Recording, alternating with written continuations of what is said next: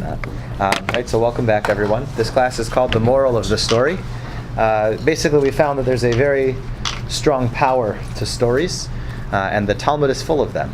And a lot of times we end up dedicating our Talmud study to the arguments that go on. And I think that there's just as much wisdom, sometimes from the stories that exist in the Talmud as well. Last week we debated between Hillel and Shammai, two very famous figures, and we saw their approaches to how to handle an outsider coming in to the faith. Although Bob brought up an idea that possibly it was a code for talking to unaffiliated Jews and how to get them connected into the faith. And we saw the responses that the two of them took, where Hillel was willing to step aside from some of the normal traditional laws in order to be more welcoming and more understanding. Shammai was our traditionalist, and in doing so, he was almost so far on the extreme of justice that he was unable to understand how anybody would want to do anything different. So that's sort of the idea that we painted last week. This week I thought it would be fun to actually step inside the Beit Midrash and get a couple examples of some of the arguments that were going on. We're not going to study Hillel and Shammai anymore, so if you missed last week, you're still okay, and this should be a fine place to pick up.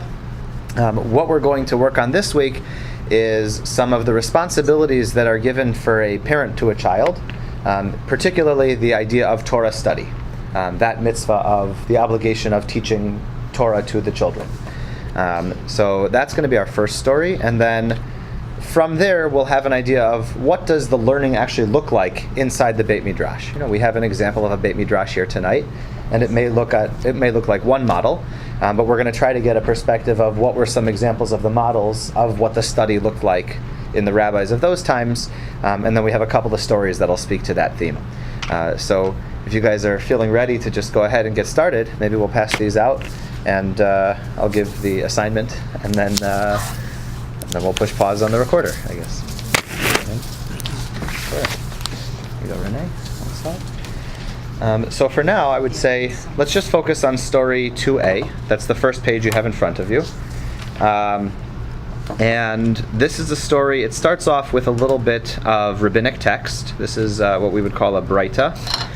It means it came from the Tannaitic period, which is like that 0 to 200 range. So this first paragraph comes before the Gemara would even be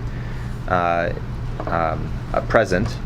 And then what you'll see is the paragraph that starts by saying to teach him Torah. That's where the Gemara starts asking questions about it to try and derive how do we know that we're supposed to do these things.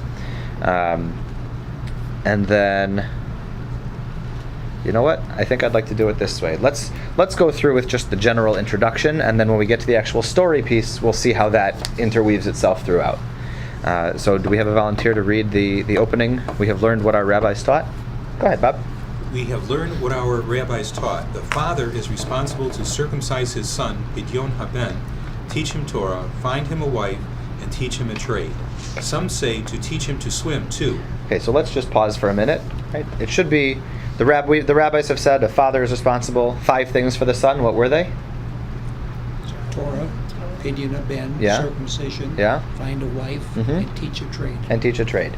Okay, do we need any clarification about any of these? If we do, now is a good time to ask. But if you also, it's not so relevant to the story, so we don't have to go on that tangent if you don't want. When I saw it, find a wife, I was a little taken by that, because how does one find kids, my kids,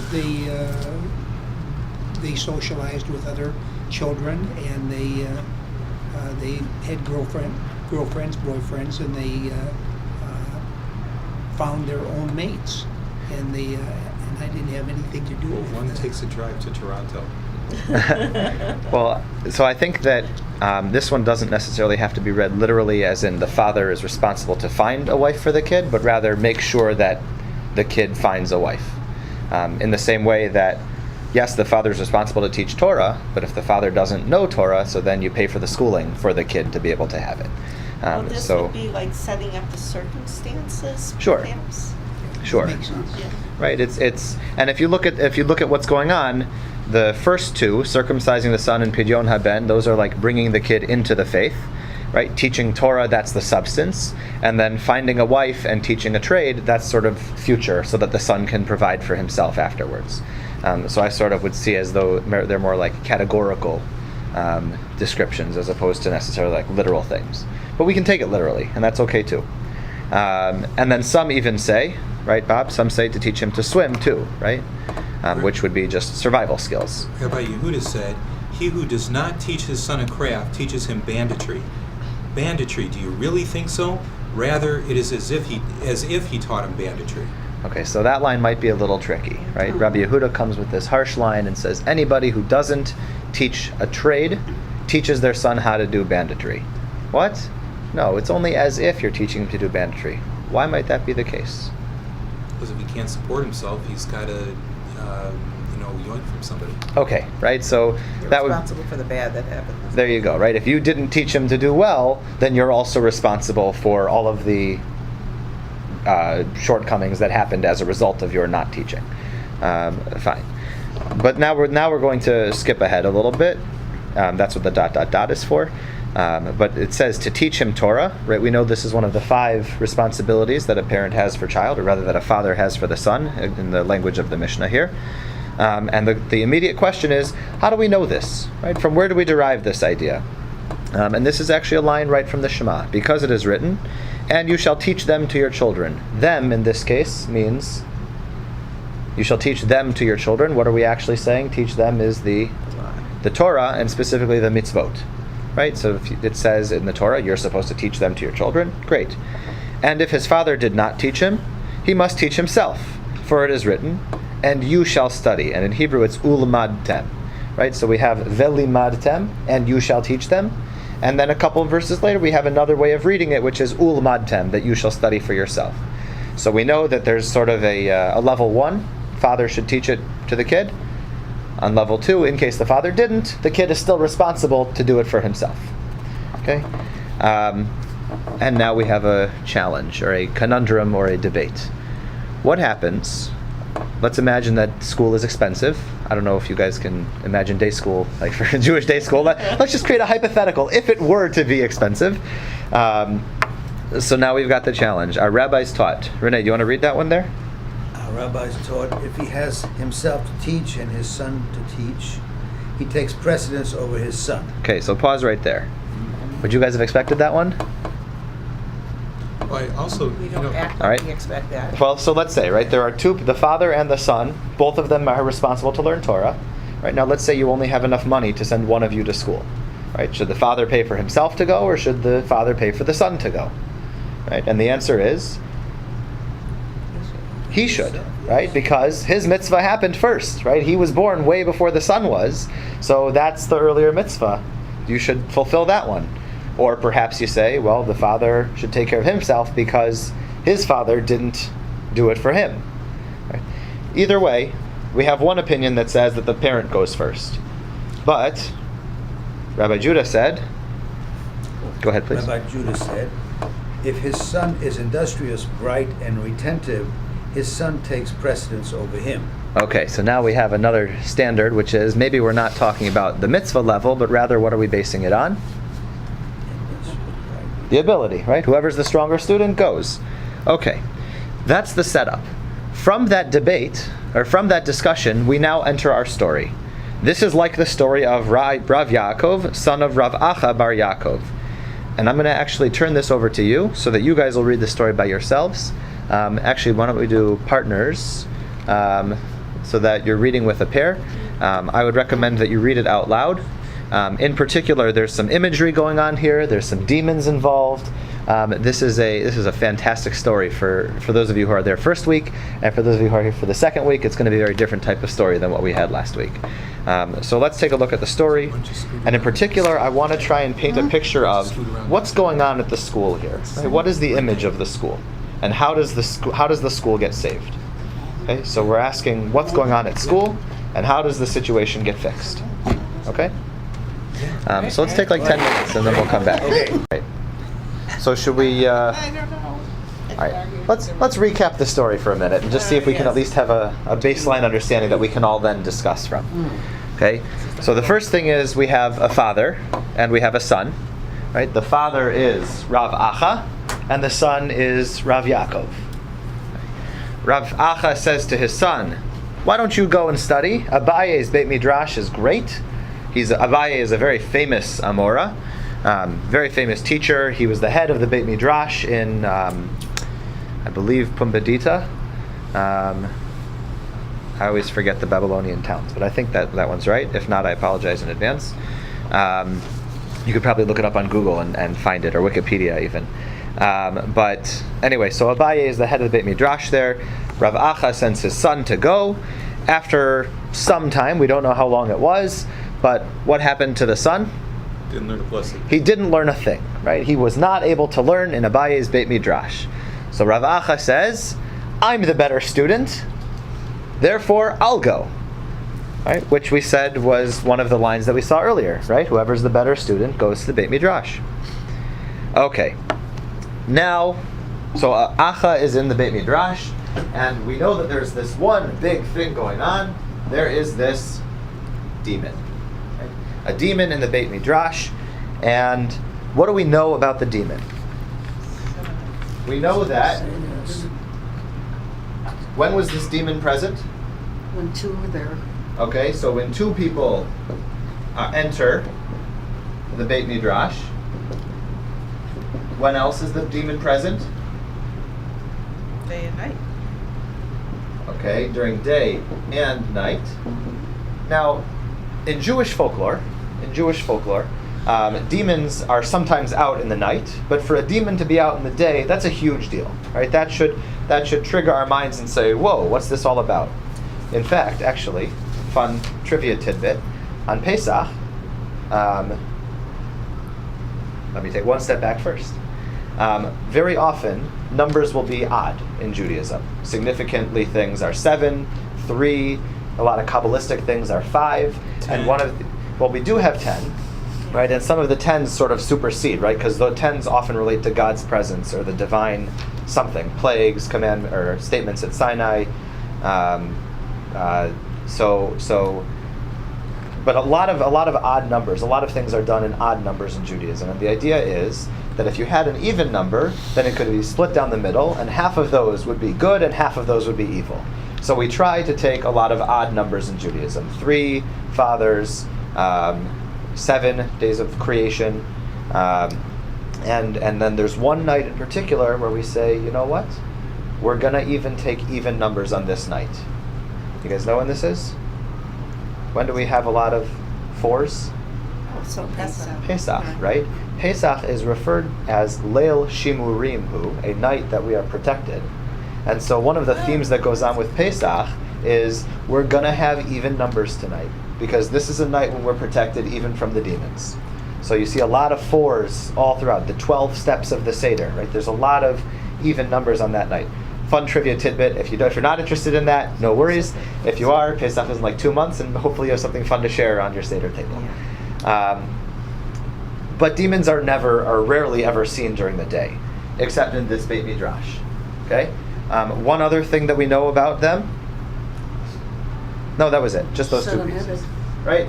That people would be hurt or injured even during the day and as soon as 2 people entered. All right. The heads, 7 heads. Okay, so the 7 heads of the demon. So let's talk about this. So now Rav Acha comes to town, and Abaye says, I don't want anybody to house him. He needs to stay in the Beit Midrash. He's going to stay there, and hopefully a miracle will happen. Okay, that's like a big. I don't know if I would necessarily cast all my money in a miracle. What did he care? What did who care? Why was this Rabbi Acha such a big deal to Rabbi Abaye? So presumably Acha was known as a great scholar, and perhaps he had other attributes as well that Abaye said, the class is out of control. I don't know how to handle it anymore. There's a demon there. You have to take care of it, please. And so maybe Abaye is trying to say specifically, Acha, go into the Beit Midrash. And because otherwise, wouldn't he purposely have others give him hospitality so he wouldn't be in the Beit Midrash and subject to the demons? You would think, right, that the nice human Hamish thing to do is say, oh, we have this distinguished guest coming to town. Let's give him hospitality. But I think that first move on Abaye's part is significant, where he says, everybody stay out of the Beit Midrash, only Rav Acha go inside. Right? Because whose Beit Midrash was this? Abaye's. Right? And I think that's significant, that Abaye says everybody has to stay out. We're turning it over to Rav Acha for a moment. Right?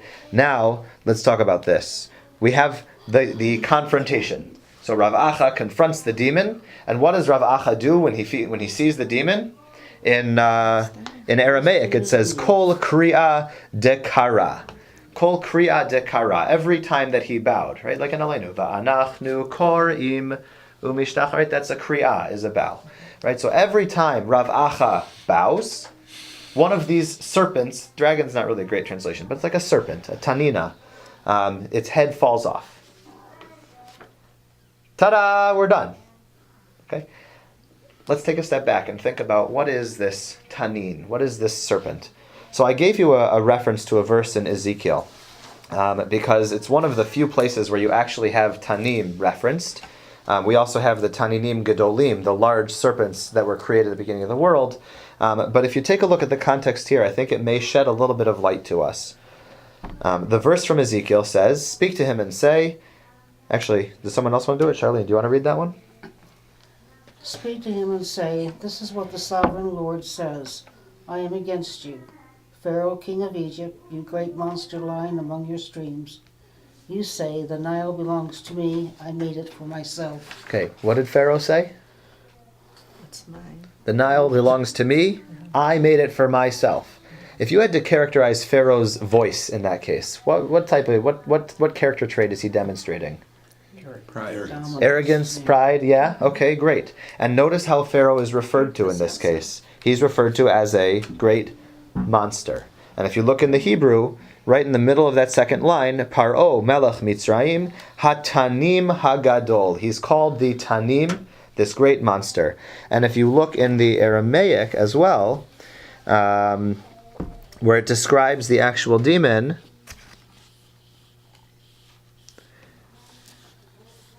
there, it's 3 lines from the bottom. It says Ke Tanina.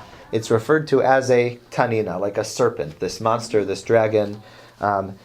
So let's think for a moment. Pharaoh was called a Tanin when he was acting as arrogant. Okay? So here's where I want to say, let's think of this story now, no longer as a truthful tale, meaning historically, it's still a truthful tale because there's a truth that it's going to open up to us, but let's step away from the realm of fantasy and sci-fi for a moment and see what the rabbis are trying to unlock for us. Beth, I just saw a light bulb shoot off. Well, I always argue these either way. So he's the opposite of arrogance? Who is? Rav Acha. Rav Acha? So let's see for a moment. If this demon is arrogance, would that fit in with our story? Sure. Think about the Beit Midrash for a moment. What students are studying in the Beit Midrash? Kid. Little. So, let's go big back. ones or little ones? Let's go back to our rabbis taught. That's This is where we go either need way. the halachic discussion, right? That came right before it. Our rabbis taught if he has himself to teach and his son to teach, he takes precedence. But Rabbi Judah said if his son is industrious, bright, and retentive, Charlene, the way you said, whoever's the better student, that's the one who needs to be in the Beit Midrash. So if out of this family, the best student goes to the Beit Midrash, and out of the other family, the best student goes to the Beit Midrash, and then out of the other family, the best student goes to the Beit Midrash, what type of culture have we now created? Great students. You'd think great students, possibly. But what happens when everybody's used to being the best, and now you put all of the bests in one room together? Conflict. What do we call that conflict? Could there be perhaps some sort of arrogance, jockeying for position, right? I didn't stretch on this, right? This actually would make sense. You could see, no, I'm the best one. No, I'm the best one. And in fact, now I'm going to put you down to show that I'm better. And there's a lot of competition in that Beit Midrash. And the arguments that are happening are no longer arguments for truth or to try and decide God, but rather to prove who's the best and who actually belongs in this, I don't know if I can say the Harvard of the Beit Midrashes, right? But it's like that ultimate pinnacle of this is the Beit Midrash to study in. And now let's look at the clues. It happened even during the day, even at night. But specifically, when was this demon apparent? When Oh, two there was a people- chavruta. When two people entered. If one person came in to learn by themselves, probably no demon shows up. Because it's when that second person comes, when that competition happens, now they're going at it. Now there's competition. Now there's belittling. Now there's strife. Now there's turmoil. Once two people have entered, maybe even more, but it takes at least two. So there's the reason that you thought the word only wasn't good is that what it means is even if only That's two right. are That's there. how I think they meant Yeah. it.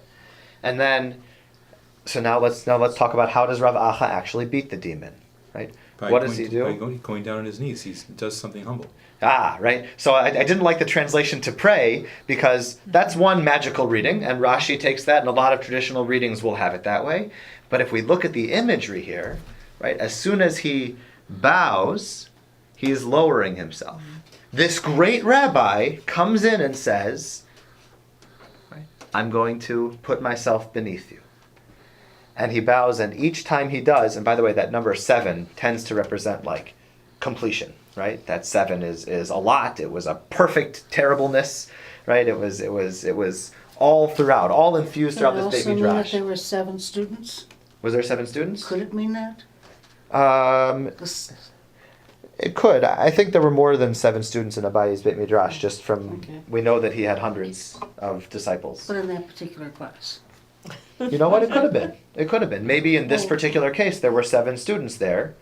And so he had to bow to each one of the 7, and then one of the arrogant heads falls off. That would fit. That absolutely works. I never thought of it like that, but why not? That could be. Francine says there's 7 of us here. There are 2, 4, 6, 7, and I'm the 8th. Uh-oh. All right, I'm sorry.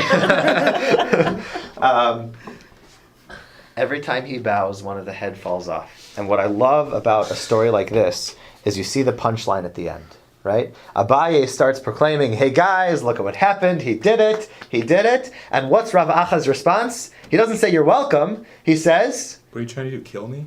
well, not just that, but specifically look at his language. Miracle. Had a miracle not happened, right? He's not even taking credit for what he did. Right? Had a miracle not happened, you would have endangered me. Meaning, if I wasn't able to defeat this demon, if I wasn't able, you would have turned me arrogant. That's not my style. That's not my way. Now, what's fascinating about it is, what was the line that started all of this for Rav Acha? Go back to the beginning. What does he tell his son? I'm better than you. He says, I'm better than you. Which means that perhaps we're noticing a bit of nuance within the rabbi's definition of humility. It doesn't have to only be self-deprecation. There's a place for self-awareness within humility. Well, actually, you can't have humility unless you know your worth. There you go. Absolutely. But a lot of times, at least we hear it in modern culture, that people who say, oh, he's so humble, we equate that with someone who's self-deprecating, who always puts themselves down. Doesn't have to be. Right, Charlene, you're so quick to say you got a deeper understanding than I think most. I'm used to teaching high schoolers, so you guys get it at a different level. But there's a sense of a way to be humble without only putting yourself down. You can say, I'm a stronger student, and acknowledge it, and say, you know what, I'm going to give this a shot because you weren't able to do it. Maybe the arrogance, I don't know. We certainly know what we're like in this day and age, but admitting that his son was not a strong student, did that imply less arrogance on his part? Interesting. Why is that? Well, I mean, we can imagine how, this universe acts with our own kids, and there's a lot of status gained according to what your kid is able to accomplish. Interesting. Right? And nowadays, right, if your kid couldn't get into Harvard, you wouldn't just say, it really ought to be me.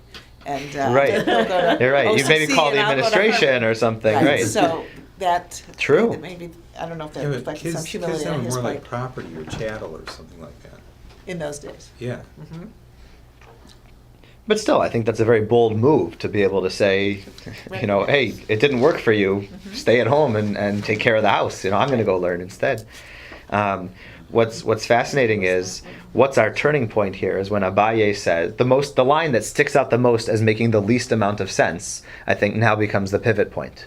Right? When Rav Acha comes to town and Abaye says, everybody else, I want you out of the Beit Midrash, he's going to go in. Right? If Abaye was the teacher, we can only imagine if the students were a product of the teacher there. So what was his teaching style like? How was his humility displaying itself? Maybe not so much. So that big step, Abaye's big lesson is when he steps back and says, you know what? This is bigger than what I can do. Nobody take this man in. He's going to run the Beit Midrash now. Right? I'm going to stay out, and it's his turn to run it. And I think that's sort of our pivot point, which then leads to the rest of the humility coming through to be the champion of the day.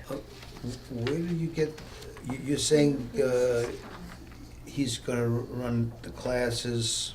You're saying, you're talking about, where did he say you can't, everybody else out? Is that what you're going to say? What can we read into this? What lessons can we draw from Where this? does it say he kicked everyone else out? Yeah, right. So, I mean, Well, no, I think the idea is that he doesn't let Rav Acha go to any of the houses, right? Right. He says Rav Acha is now going to be in the schoolhouse, okay. right? He's going to be in the Beit with the Midrash. students, everybody else. Sure. He's going. But it seems to be that Abaye is no longer the main teacher in that case. Right. So I think that's Abaye stepping back to say, guys, I don't want him to teach independently. I want him teaching in the school. The impression that I got was I want him to be here to take care of this monster. That's right. Oh, not so much. I mean, so you're saying to teach and maybe take care of the monster. Well, what's the monster? What is the monster? This monster, it's in the classroom. that theme of arrogance.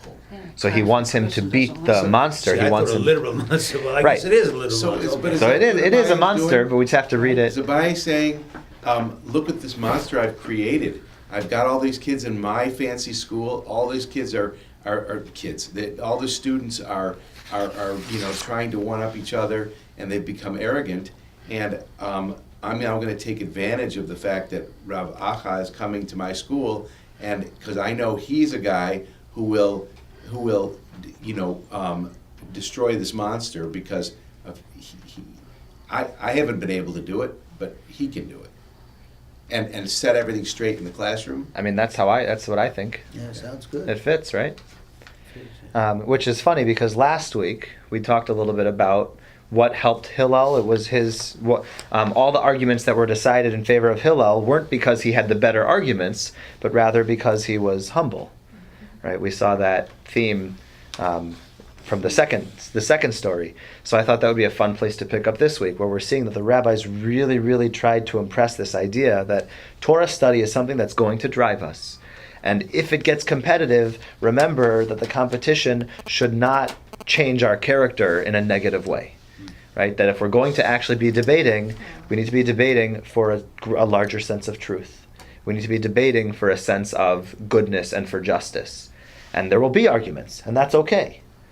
But it doesn't come at the expense of humility and proper virtues. That's an interesting theme. Good story? Other applications? And take it back to the our rabbis taught. Is this trying to? It's illustrating. It's proving.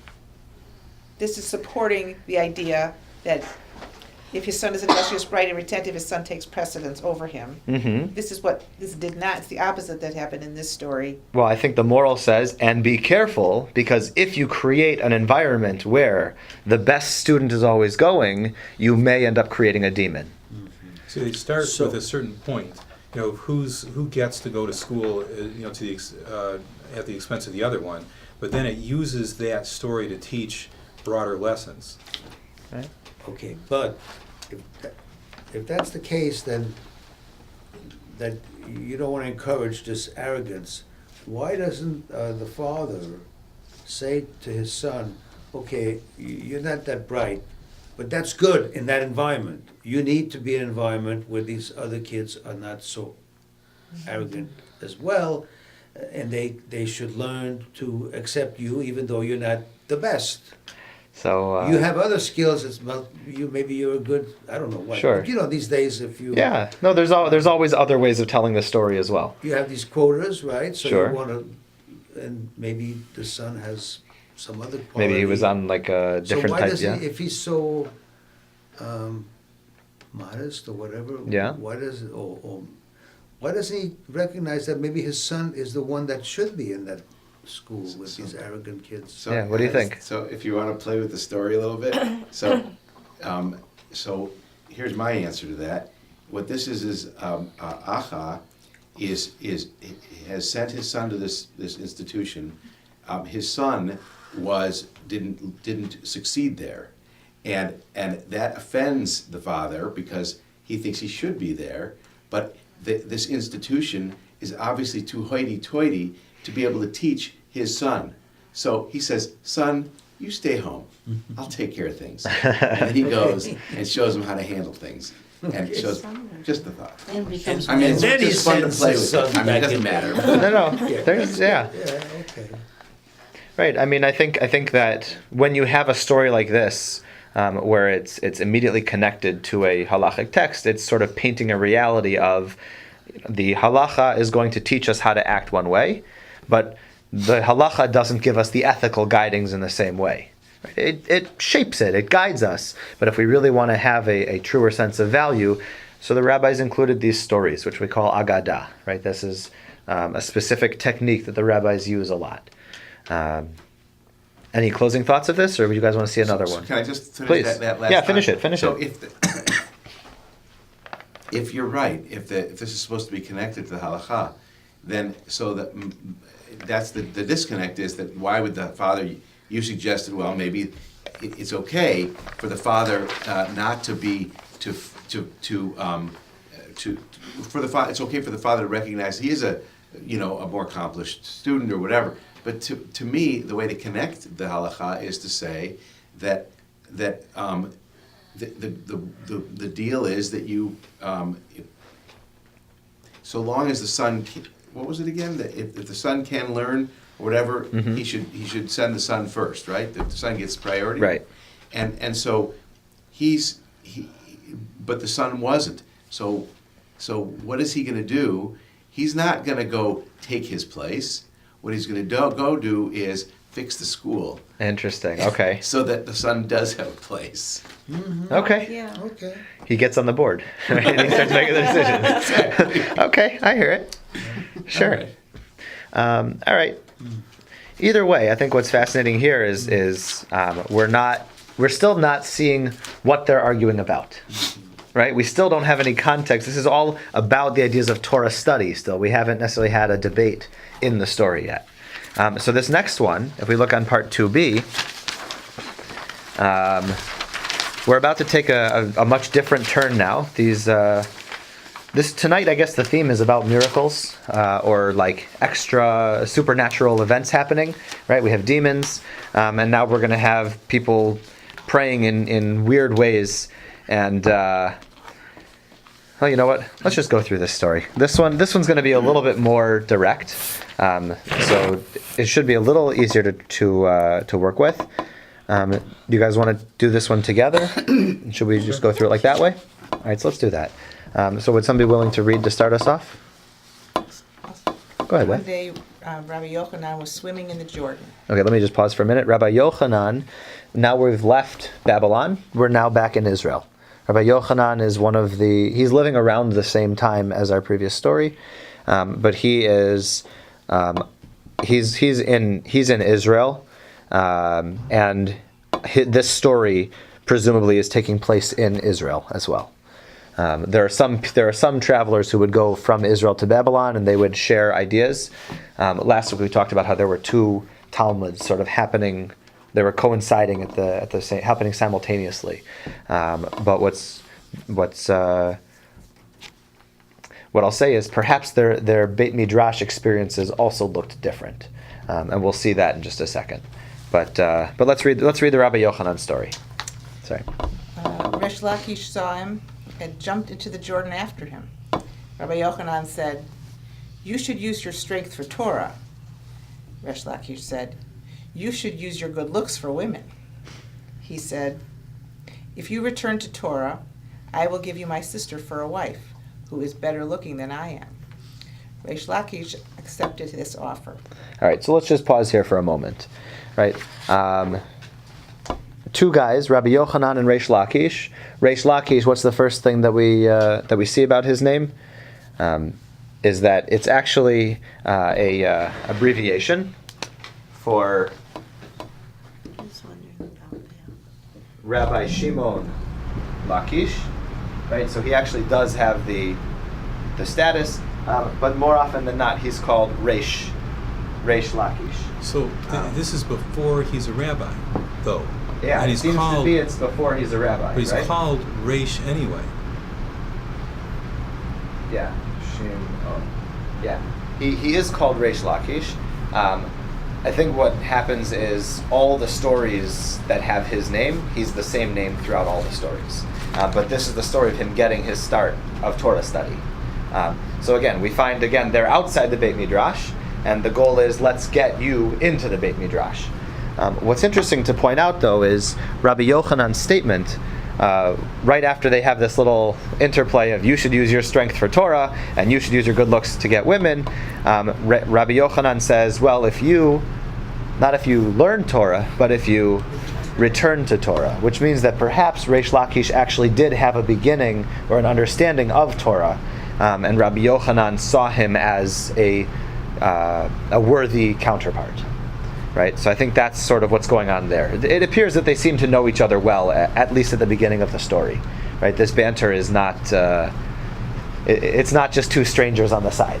It's also not real healthy banter. In what sense? Well, I think Reish Lakish wishes Yochanan ill. He's coming for him. Yeah, he jumped into the ritual. Yeah, he jumped in after him. He's not. He's chasing him. Oh. That's interesting.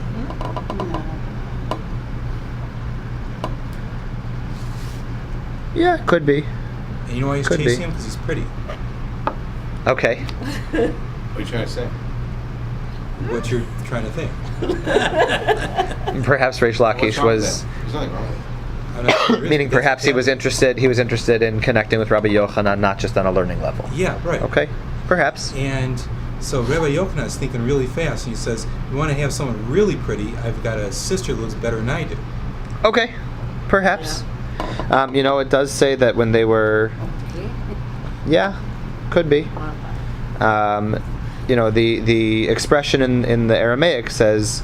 al sha'arei tvila, that he was going in like for a mikvah, like he was having a dip. I think in this case, based on surrounding and based on other translations that I read, that this is more of like a leisurely, not a ritual bathing, but just a leisurely swimming. Yeah. Sounds like a tease. Like they're just bantering with each other. Like Yeah, and each is hitting the others where they have lapsed. Interesting. Okay, so that may. The JCC. I think that. Well, yeah, I just think he's a little more aggressive than they're just, bantering. So that may come into play, actually. This relationship between the two of them and the type of banter that they're having. Let's see how that plays throughout. Where are we here? Reish Lakish accepted this offer. Yeah. He tried to do a return jump to get his clothing and was unable. He then learned Tanakh and studied the Talmud and became a great man. Okay, so what was the character trait that Reish Lakish had? Arrogance. No. Oh, well, according to this one, Rabbi Yochanan said, you should use your strength, okay? He says you should use your strength for Torah. Reish Lakish decided to jump and get his clothing, and he was unable. So that to him said, you know what? Maybe I'm not as strong as I thought I was. I'll focus my efforts on Torah. Thank you, Rabbi Yochanan. You taught me the first lesson. One day they were arguing in the Beit Midrash. A sword, a knife, a dagger, a spear, a sickle, and a scythe. From which point are they susceptible to ritual impurity? From the time that they are completed. Okay, so pause. Now we're fast forwarding a little bit. They've become great study partners. We call this a chevruta. And they're arguing, and notice what they're arguing about. Right? A sword, a knife, a dagger, these are all what we would call implements of destruction, right? These are dangerous items. Okay? And so I think what's interesting also is the topic of ritual impurity is something that not a lot of people are experts in, me included. Right? But in general, the idea is that certain things can contact impurities based on coming into contact with other things. And so the idea is if you're making a sword or if you're making a knife or any of these weapons, presumably out of wood or metal, right at this point it seems like metal would be the stronger answer, or iron, I guess. At what point is this utensil now eligible to become impure? Right? Which is a fascinating question if you think about it. It's also a great pun. When is that a point of completion? Yeah, right. Oh, very nice. Is it what it is? Yeah. When is it at the point of completion? Now, for Rabbi Yochanan and Reish Lakish, I wonder if that question may be a reflection of their relationship as well. If you're dealing with swords and daggers and knives and quick, witty, sharp-witted banter, at what point would you be susceptible to those ritual impurities? Right? And the answer is at the point of completion. Well, now we're going to debate what is that, when is something finished? Rabbi Yochanan says, go ahead, Francine. When they are forged in fire. Okay, but Reish Lakish says? When they are rinsed with water. Okay, two diametrically opposite responses, right? One of them says fire, the other one says water. I don't really know how these things are made, so perhaps you put it in fire and then put it in water, or perhaps it's dunked in. That would make sense, right? Right. So it means Rabbi Yochanan is willing to see something as potentially coming impure a little bit sooner in the process, and Reish Lakish is a little bit later in the process. Right? Did I lose you so far, or this one's a little bit tricky here? But now Rabbi Yochanan says, go ahead, whoever wants it. Bandit knows his trade. The bandit knows his trade. How did Reish Lakish start off? He wasn't just a Torah scholar, he also was a bandit. And so of course you're going to know, because that's your area of expertise. You know how to make knives. I, Rabbi Yochanan, don't. You do. He's snarking. All right? It seems a little snarky, or perhaps, right, he's actually conceding and saying, no, you know what? You know this, so I'm going to yield to you. But if that's the case, now Reish Lakish says, go ahead, who wants to do this one? And how did you benefit me? So how did you benefit with me, right? If you're calling me the master, right, what's this relationship all about? Go ahead, sorry, finish the next line too. There, when I was a bandit, I was called the master, and here I am called the master. When I was a bandit, I was the master of my trade, and now you're saying even in Torah study, I'm the master? I didn't have to change my lifestyle to do that. I could have done what I was happy doing. I could have been a bandit still. You didn't give me any, right? I came here to learn. I came here to be sharpened. I came here to evolve, but you're telling me I'm the master. He said to him, I helped you because I brought you closer under the wings of the divine presence. Okay, pause. So, what do we do with that line? Well, is Rabbi Yochanan apologizing? Interesting. Is he apologizing? How else could you see it?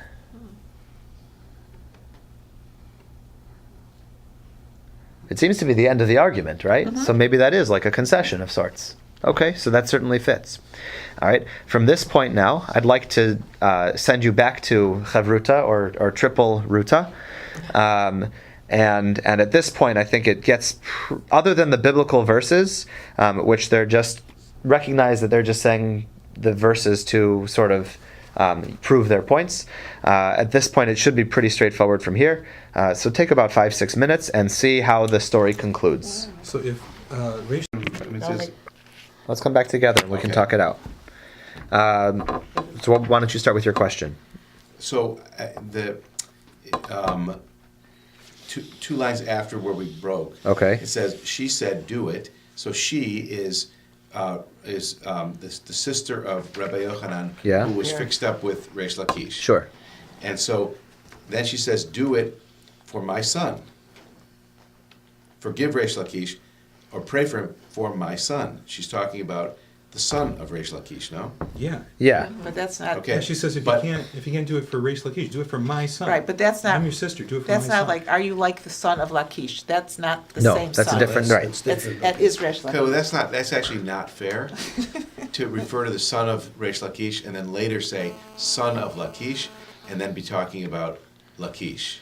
Right. Sorry. Yeah. That's why you have a job. That's okay.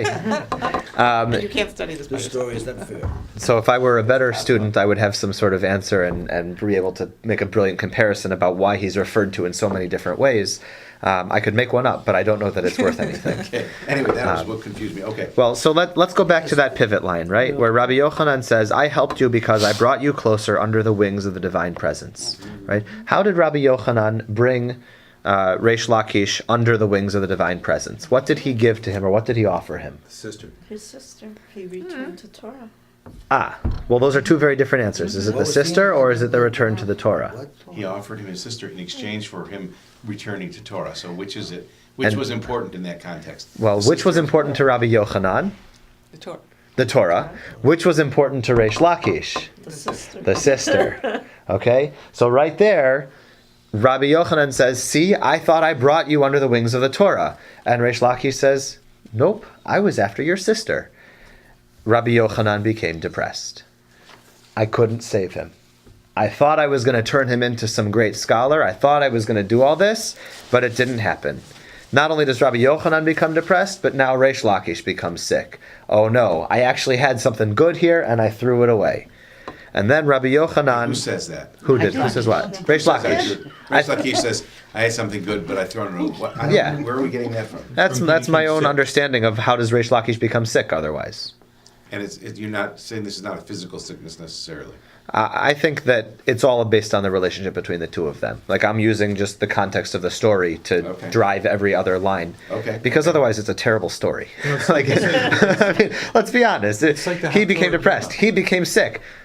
You know, it's like Presumably there was something going on that he feels became so bad. depressed because of the earlier lines, and he became sick because of the earlier interactions. You could. Well, keep You going. could, you don't have You to. could go. Tree that he keep wants to keep die. going, because maybe you don't have to do that. Well, but now he says, do it for my son, she says, right? Come crying, what is the do it, right? Forgive him, pray for him, okay? Like, bring him back to Torah. And Rabbi Yochanan says, leave your orphans, I will revive them, which is a statement from Yirmiyahu, meaning if Reish Lakish is the orphan here, it's not up to Rabbi Yochanan to revive him, but who was the one who actually needs to revive Reish Lakish?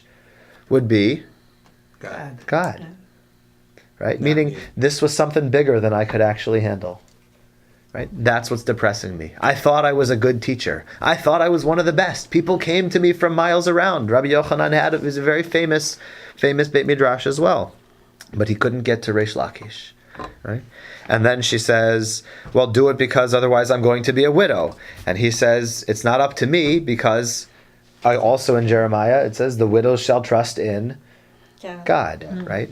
So it's not up to me to try and do it. It's not up to me to do it for you, but God's going to help provide or take care of the He didn't situation. exactly give it the old college try either. He really didn't. He really didn't. Which leaves us questioning about what is going on in Rabbi Yochanan's mind. That's what he figures out, right? What's that? Well, that he blew it. At what point does he realize he blew it? Later on? Or, okay, keep reading, maybe not. That's what it sounded like he... Well, Reish Lakish passed away. Rabbi Yochanan was very pained by his passing.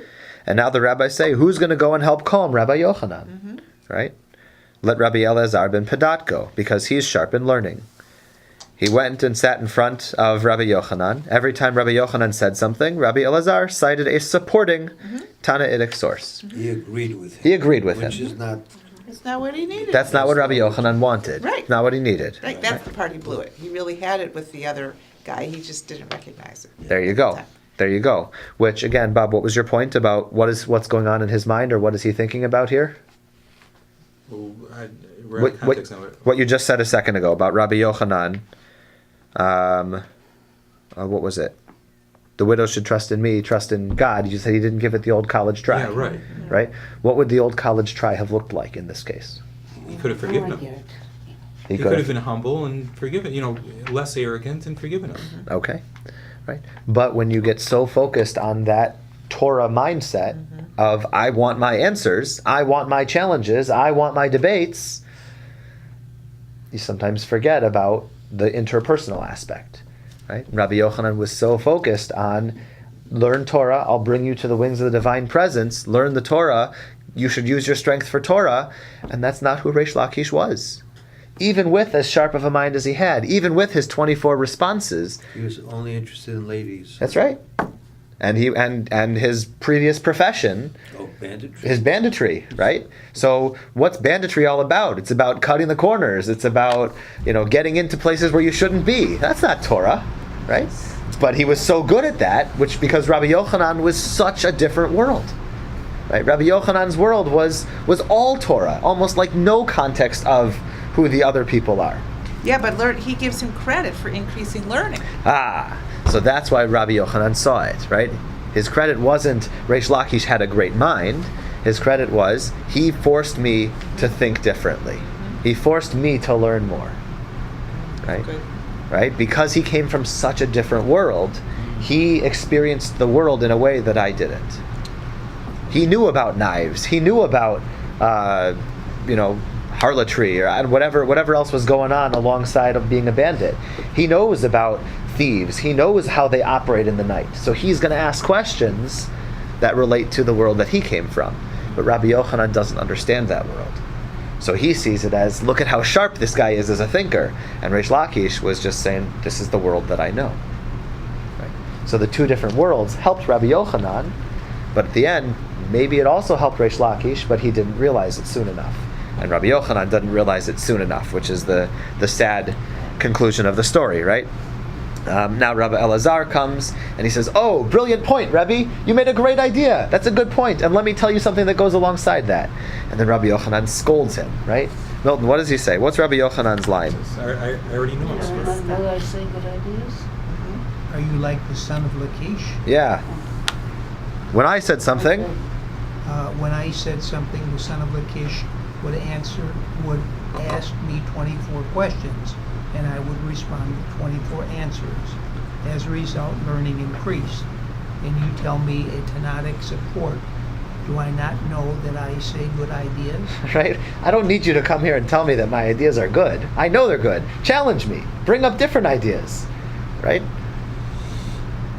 So, what happens? Now we just sort of fast forward to the end. He walks, he tears his garment. Tearing garment in this case is a symbol of mourning, absolutely, right? And he wept, and he cries out, and he says, where are you, son of Lakish? Where are you, son of Lakish? He's crying until he lost his mind. And then the rabbis say, please let his soul have rest. Okay? And I think that... How do the orphans fit in? How do the orphans fit in? Who do you think in this case is representing the orphan? Reish Lakish or Rabbi Yochanan? Why would you say Lakish, Charlene? Because he's the one he's being treated as not natural born, as separate from. Sure. Rabbi Yochanan says, I'll take you in, I'll teach you Torah. Okay? Right? I'll help make you a better person. But at the end, Rabbi Yochanan realizes it wasn't me who was able to, that only comes from God. Right? I failed. Okay? Rabbi Yochanan has to admit this. And it's a little sad, but at the same time, we have a very strong point about Talmudic debate here, which is what should that debate actually look like? Right? It's A not challenge rather than agree. absolutely right. This is a good chavruta. Two fists in a boxing match, sharpening each other's minds, pushing each other, getting new understandings, different readings of the same verse. Right? That's a real chavruta in Rabbi Yochanan's mind. It's not about one agreement, everyone's saying the same thing. Right? Now, what's fascinating is the third story, which I guess we could try to do a little bit of it tonight. I think happens a little bit, well, obviously it happens earlier because Rabbi Yochanan and Reish Lakish are alive in that story. So that must be the first one. I think this is the instrumental point of how Rabbi Yochanan got to this idea of what debate should look like. But I think that the insurance here of what we're looking at is that the debate still needs to remain respectful and dignified, right? That's the piece that we were missing out on. And when it's not respectful and when it's not dignified, that's when things start to go awry, right? That's when the banter, it's hard to tell, well, was Rabbi Yochanan saying, oh, you're the bandit, so you know that stuff? Or was there a little snarkiness there? Oh, you're the bandit, so you know that stuff. It takes one to know one. Right? So we don't have the tone, right? This is like a really bad text message in that it's like case. you would know that stuff. Right. Is there sarcasm there? Maybe. I don't know. right? Or was there an awe and a profound respect for him? I don't know, right? And I think that what we come to at the end is, in Rabbi Yochanan's mind, any challenge was a respectful challenge. But it took him a while to get there. Can we do the last story together? We got about 15 minutes? Okay. I'm gonna paraphrase a lot of this so that we don't read it all through. But the discussion comes. Let's go to part 2C here. The discussion comes from, they're talking about informers and how to deal with them. People who, like, if the ruling government, this is in Babylon, right? So if the ruling government wanted to collect taxes, there were people who would actually go and inform and say, oh, Ron has an extra field that you didn't know about, you should go take taxes from him. And Francine has a storehouse of grain, you should make sure you tax from her. And these informers would go, and a lot of times then what happens is they would take one tax and another tax and another tax and another tax, and you'd end up actually, sometimes they'd even kill people to take their land and to right? These were not, the picture from the government here is that it was not a kind government towards the Israelites, towards the Jews at this point. Long story short, there's some guy. Why did so few return to Israel? The vast majority stayed in Babylon. Yeah. So what if they were mistreated? Well, could this story have appeared in in the Jerusalem Talmud, and then it's expanded on in the Babylonian Talmud? So this one, I believe, actually does have a version in the Jerusalem Talmud as well. It's much more truncated in the Jerusalem Talmud, and I don't think it has the whole introductory passage. So that could be your answer right there. Well, and the other thing is, think about any calamity that was going on. Why didn't people leave, right? Mm-hmm. In Russia, there were pogroms. Why didn't people leave? In Poland, in the 1940s, why didn't people leave? In France, why aren't people leaving? Maybe some are, but it's not a thing that people don't often get up and leave. That's just what history shows us, I guess. There's also a history of the Jews being in places where the government did take taxes, did a lot of that kind of stuff that was not appealing, but they left them alone to govern themselves and to learn and do whatever they wanted. So for them, it was tolerable, even if it wasn't ideal. Right. Perhaps. Maybe. No. I think that's absolutely. The truth is, I'm not as strong a historian, which maybe that would help a little bit of context here. But at least in this case, we can read this. This is one of the stories that can actually stand on its own. Just a long story short, Rav Kahana is going to be our main character. Rav Kahana is a very aggressive type of guy. There's an informer who says, I'm going to tell about somebody's straw. Rav Kahana says, you're not going to tell anything, and he literally breaks the guy's neck. And then Rav comes to him and says, hey, you did the right thing, but you're supposed to listen to your teacher. So where did you come up with this idea on your own? It's possible that you saved someone's life, because the Greeks were going to... sorry, not the Greeks. The Persians. Sorry, the Persians were the Greeks were going to kill. But now the Persians are in charge, and since you killed someone, they're going to go kill you. So your punishment, and this is the last line of the last 3 lines of the first paragraph, he says, therefore go up to the land of Israel, take it upon yourself that you will not point out any difficulty to Rabbi Yochanan for the next 7 years. And so he says, right, your punishment, because you didn't follow my teaching, therefore I'm going to send you to his class, and you're not allowed to challenge him. Okay, so that's the exposition there. Once he gets there, he starts seeing Reish Lakish is teaching. Right, Reish Lakish was the TA of Rabbi Yochanan. Right, so he's giving over the repeat lecture for the kids who didn't get to hear the day's lecture, and right in the middle of the 3rd line, where is Reish Lakish? They said to him, why do you ask? And he says, because this point is difficult, and this point is difficult, and he could have given an answer here, and this could have been given an answer. And then they say to Reish Lakish, hey, look out, this guy is pretty sharp. And then we have that 3rd line from the bottom of the 2nd paragraph. It says, a lion has come up from Babylon. Yeah. Right? How are they referring to Rav Kahana? Right? He's a lion. Right? The imagery here is so strong. And he says, therefore, tell Rabbi Yochanan, make sure he's ready for tomorrow's lecture. Okay? Now, what do we know that Rabbi Yochanan doesn't know? That he's not supposed to challenge him. That he's not supposed to challenge him. Okay? So Rav Kahana goes, and he sits in the first row. You know what? Let's read this part. Let's do this one together, because this is like the third paragraph. Let's read that one out loud. Who's going to do that for us, please? On the morrow, Okay, go ahead. Rav Kahana was seated on the first row of disciples before Rav Yochanan. But as the latter made one statement and the former did not raise any difficulty, another statement and the former raised no difficulty, Rav Kahana was put back through the 7 rows until he remained seated upon the very last row. Okay, time out. So what's going on in this Beit Midrash? He's getting demoted. He's getting demoted. You ever heard the phrase, go to the front of the class? Right? This is that type of classroom, right? Rabbi Yochanan sits here. And he's got 7 rows.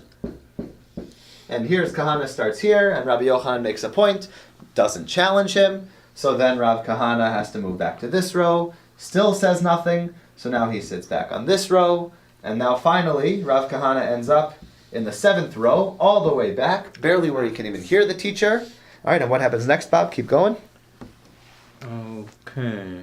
Rav Yochanan thereupon said to Rav Shimon bar Lakish, the lion you mentioned turns out to be a mere fox. Ooh, right? This lion is just a cunning, sly deceiver, right? He's just a fox. He's not actually a lion.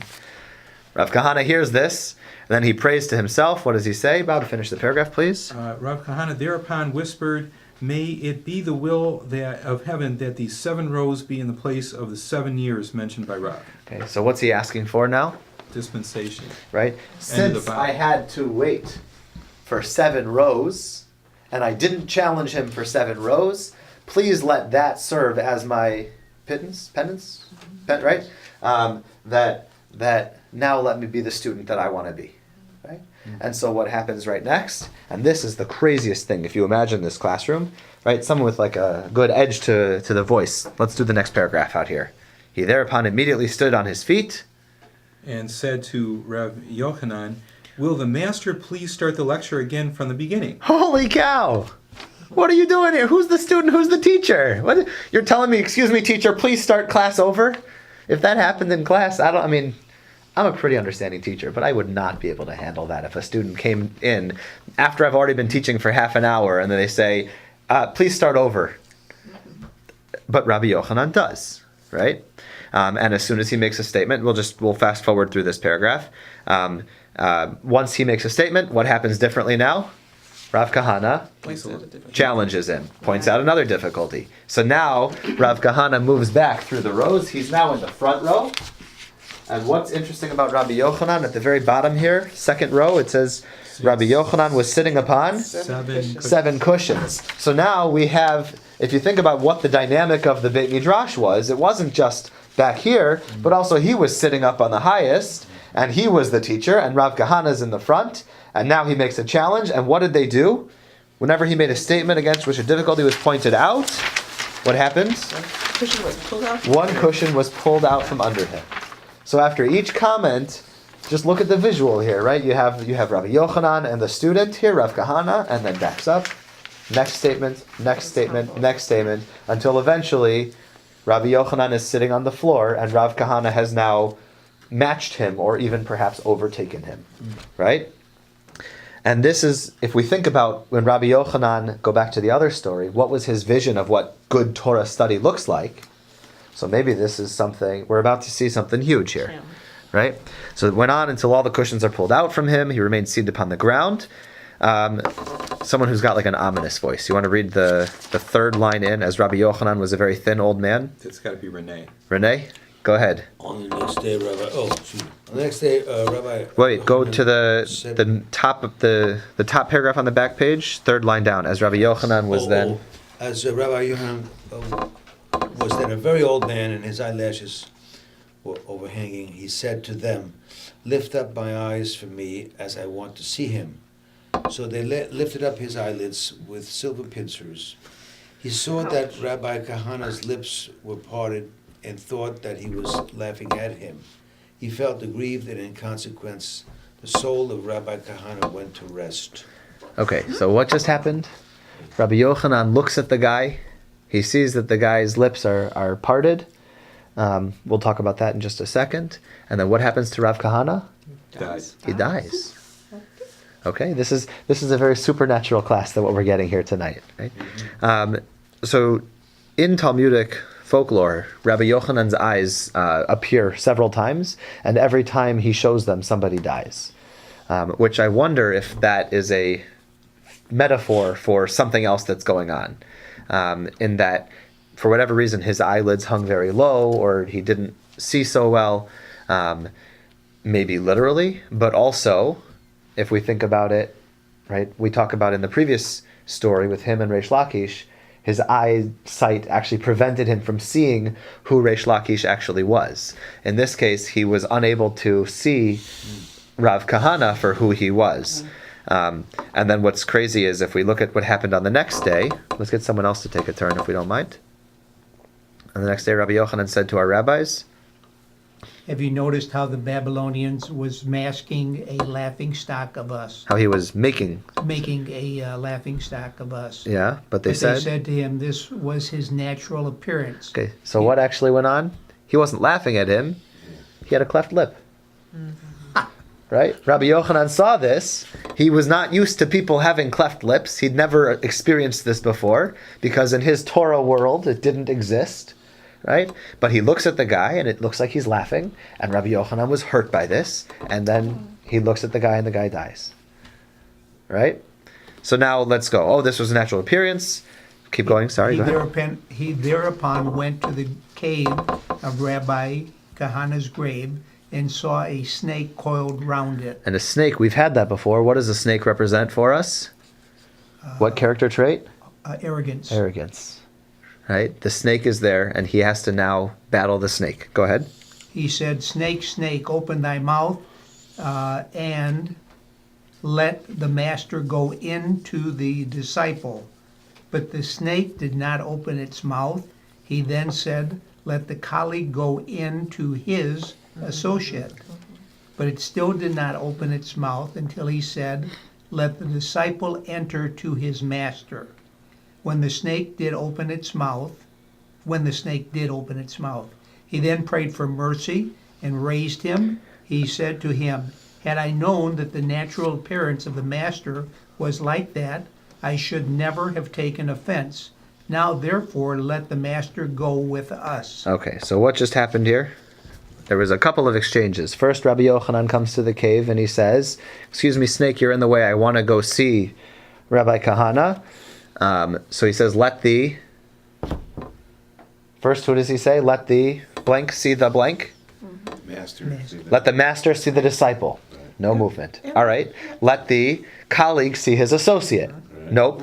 Let the disciple see the master, because what has Rabbi Yochanan, what trait has he now demonstrated in this case? That's the humility. How do you beat arrogance? With humility. Now the snake opens his mouth, and Rabbi Yochanan makes his apology. Right? This is the earlier story where we know that he learned a little something, which, for whatever reason, the next question that we'll ask is, so how is this story different from the story when he's dealing with Reish Lakish? Because this one clearly happened first. But what happens? He apologizes and says, I didn't realize that your lip looked like that. Had I known, I wouldn't have taken offense. All right? So please come with us. And now he says, go ahead. If you are able to pray for mercy that I should never die again through causing you any annoyance. This is Rav Kahana talking, by the way. Right? Go ahead. I will go with you, but if not, I am not prepared to go with you. What a clever response. What does Rav Kahana say? Be nice. I'll come with you as long as you don't threaten to kill me again, right? Because I'm not going to change the way I am. I'm going to keep challenging you. If you're okay with that, then I'll go with you. So, we're talking about somebody who's, Dead. this is his grave, Yeah. He's dead. and he's dead. Yeah. No problem. And it's okay, I don't have a problem with that, but then is he talking about he's not coming back to life? I think so. You do. Yeah. It says he prayed for him and he arose. Praise the Lord. Raised Hallelujah. No, where was it? It was, he said snake opened his mouth. And raised him. Yeah, he prayed for mercy and raised him. Yeah. Raised him from the dead. He brought him back to life. Okay.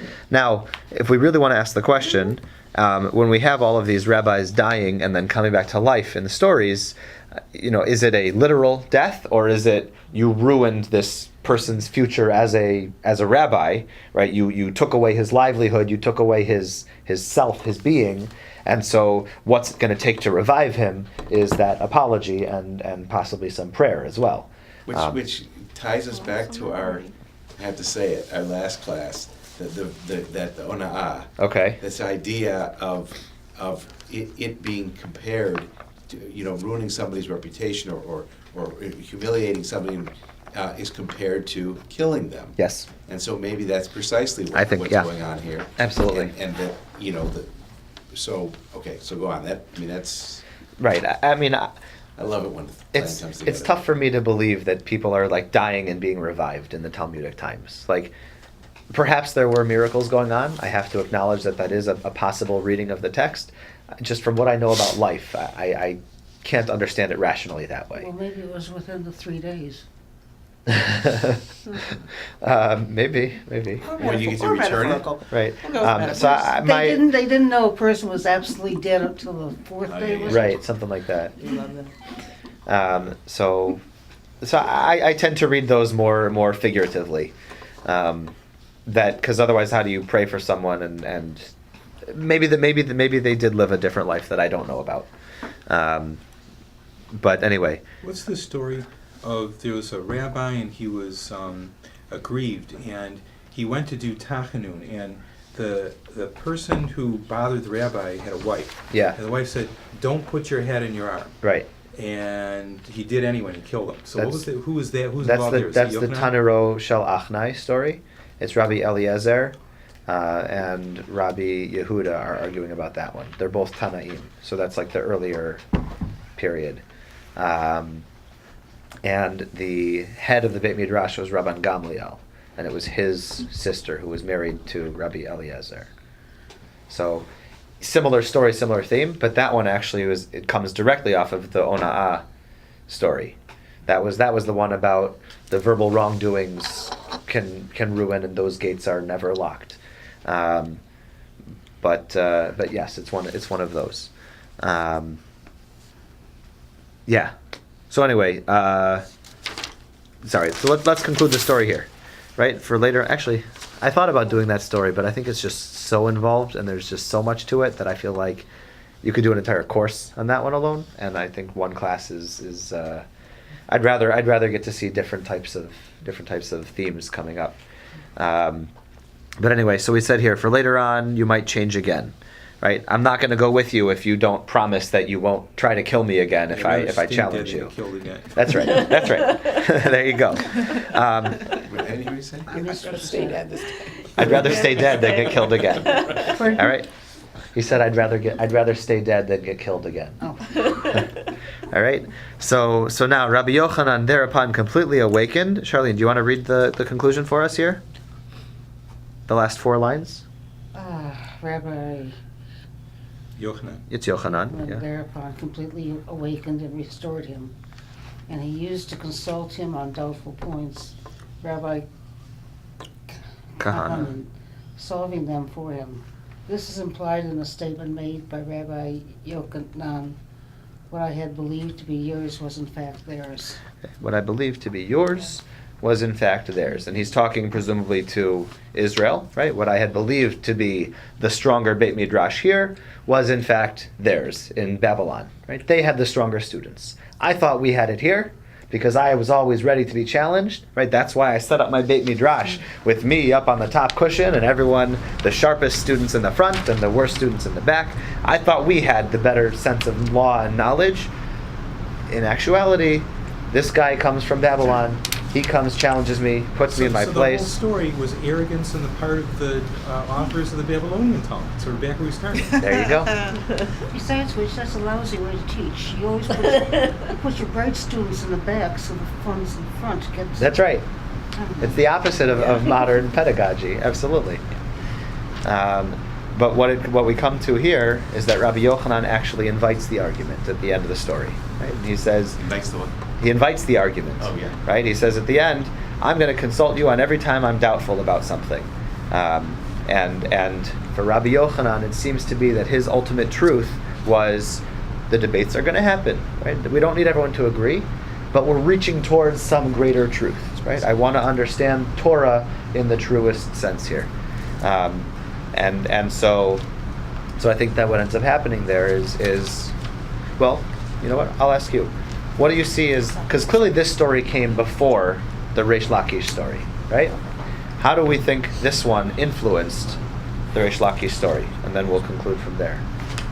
Charles talking. Yeah. What did you say? I said, this story here about Rabbi Yochanan, this was his journey, right? This seemed to be how he learned that it's okay to challenge and seeking that adversarial type of relationship within study. How did we get from here to the Reish Lakish story, right? Or no, I asked the question better the first time. What did I want to say? Connection? What?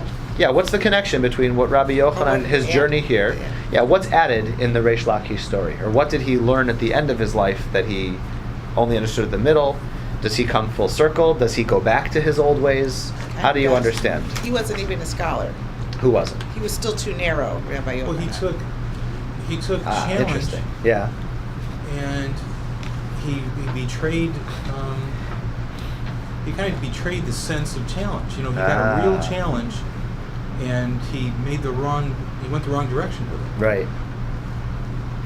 In the last story. Right. I mean, not the in the end of his life story. The end of his life story. Right? And I think that's what you were saying too, Beth, right? Yeah, the interesting thing is, it's surprising that the rabbis themselves put these stories in. Mm-hmm. You know, they're even willing to acknowledge their own shortcomings. What's so funny is he was one of the greats. Right? Yeah. Rabbi Yochanan was the head of the academy. He was someone who people would come to go and learn from specifically. And they're still willing to point out that, hey, not everyone's going to get it right. Even the head of the institution.